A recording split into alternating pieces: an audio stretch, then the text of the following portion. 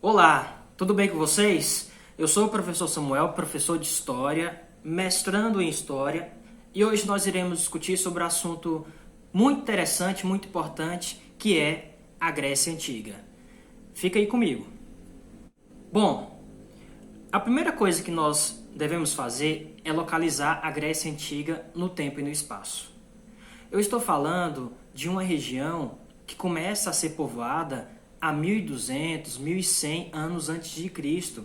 É bem antigo. A Grécia Antiga está inserida dentro de um dos vários períodos da história que nós conhecemos, que é a Antiguidade.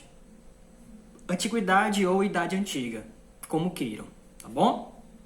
Uma coisa muito importante é entender que a Grécia Antiga não tinha um governo centralizado, tinha um governo descentralizado, na figura das chamadas polis gregas, ou cidades-estados gregas, que nós iremos falar um pouco mais sobre essas cidades mais à frente, tá bom?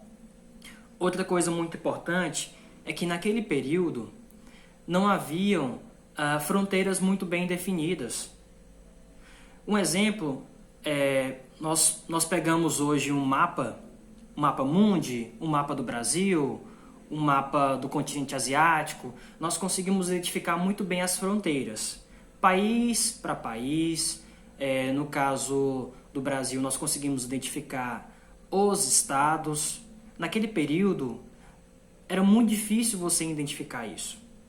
Era muito difícil você identificar onde iniciava a chamada Grécia Antiga e onde terminava, tá bom? Então as fronteiras não eram tão bem definidas assim. Havia o mundo grego.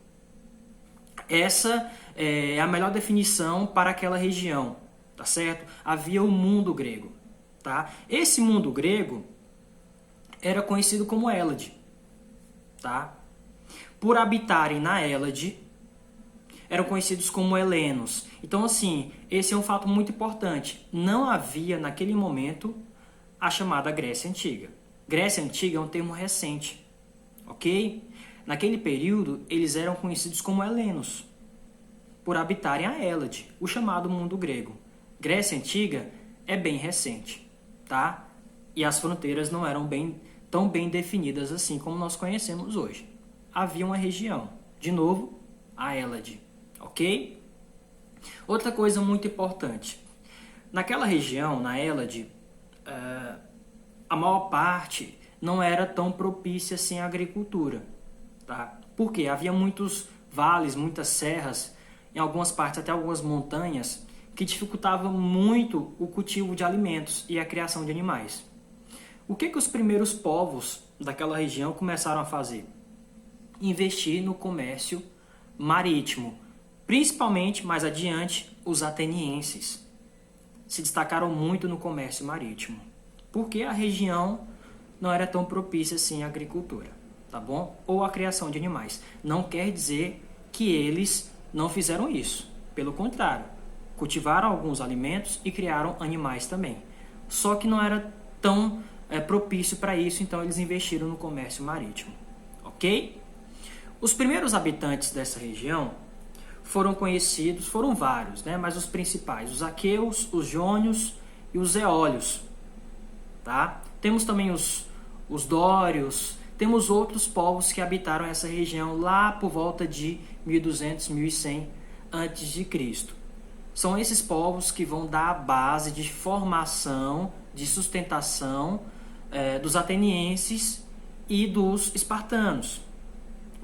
Os atenienses e os espartanos formaram as duas principais cidades-estados gregas nesse período, as duas polis gregas nesse período, as duas principais.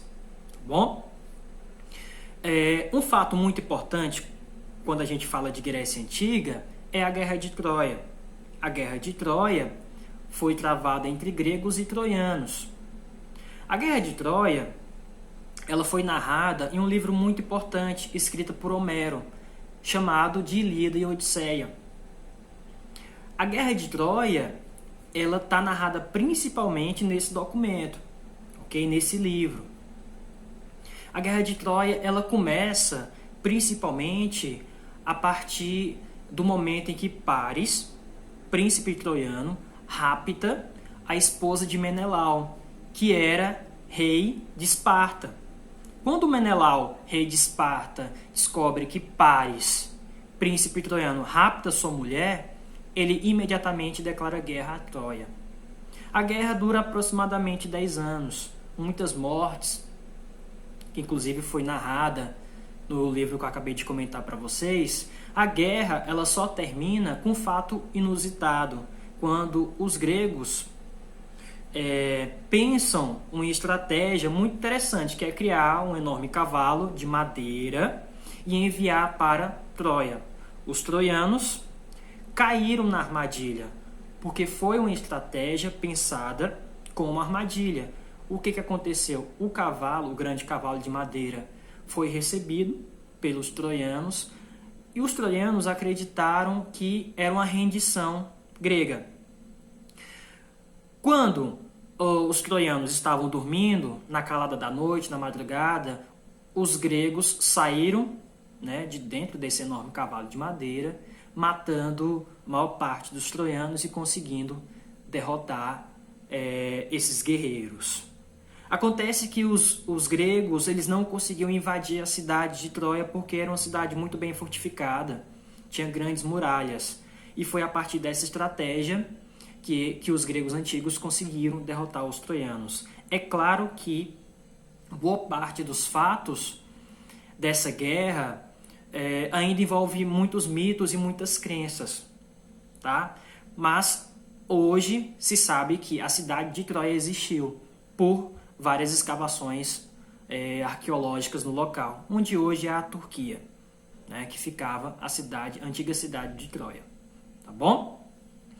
Bom, outra coisa muito importante, eu acabei de falar para vocês dos primeiros povos que habitaram aquela região, da Hélade, os jônios, os aqueus, os eólios, etc. Esses primeiros povos, essas primeiras civilizações formam o que a gente chama de guenos, tá? Os guenos eram comunidades familiares que faziam uso da terra de maneira compartilhada. Havia um líder, sim, chamado de pater, um líder muito importante para organizar aquela comunidade, mas não era um governo centralizado naquela região, tá? Começam a se formar vários guenos. São comunidades familiares, comunidades em que a terra era compartilhada. Aí cada comunidade dessa tinha um pater, uma figura, um líder. A partir dessa expansão dos guenos e até a união de vários guenos é que nós teremos as cidades-estado, as polis gregas. Ou seja, é a partir do crescimento e da união desses guenos que nós teremos a constituição das chamadas cidades gregas, as cidades-estado, as polis gregas. Tá certo? Por último, as polis, elas começam a se constituir por volta de 800 anos antes de Cristo, né?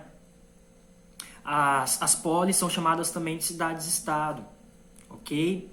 É muito importante a gente entender o que é uma cidade-estado. Eu falei lá no início para vocês, a região da Hélade, da Grécia Antiga, ela foi formada a partir de um governo descentralizado. Começa com os guenos, depois vai para cidades-estado.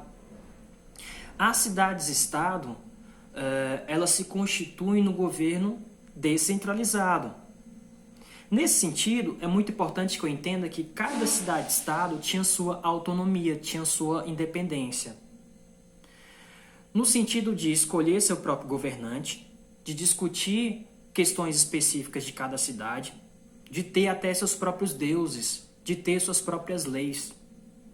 Então, havia um mundo grego, havia a Grécia Antiga, haviam pessoas que se identificavam até com a língua ali, né? Mas cada cidade-estado tinha sua autonomia, tinha até sua característica específica, tinha a sua identificação, ok? As duas principais cidades-estados gregas, as duas polis que mais se destacaram foi Atenas e Esparta, que nós iremos falar especificamente no próximo vídeo, tá bom? Espero que vocês tenham gostado. Coloquem abaixo aí o feedback, perguntas, comentários, dicas e até a próxima.